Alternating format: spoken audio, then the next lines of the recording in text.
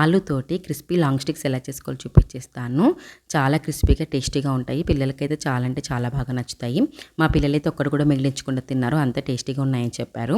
ప్రాసెస్లోకి అయితే వెళ్ళిపోదాము. బౌల్లోకి ఉడికించిన ఆలు తీసుకొని స్మాష్ చేసుకున్న తర్వాత 3 టేబుల్ స్పూన్స్ కార్న్‌ఫ్లోర్, తగినంత ఉప్పు, రెడ్ చిల్లీ ఫ్లేక్స్, కొత్తిమీర వేసుకొని ఫస్ట్ బాగా మిక్స్ చేసుకున్న తర్వాత అవసరమైతే కొన్ని వాటర్ చిలకరించుకుంటూ బాగా కలుపుకోవాలి. పిండి ముద్ద కన్సిస్టెన్సీ విధంగా ఉండాలి.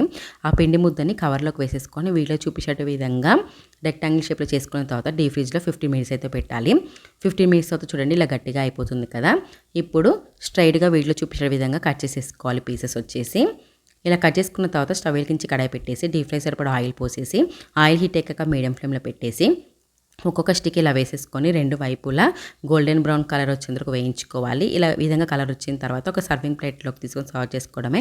టమాటో కచప్ తోటి సూపర్ అంటే సూపర్ టేస్టీగా ఉంటాయి. మీరు కూడా ట్రై చేసి ఎలా వచ్చాయి కామెంట్లో చెప్పండి. వీడియో నచ్చితే లైక్ చేయండి. బాయ్.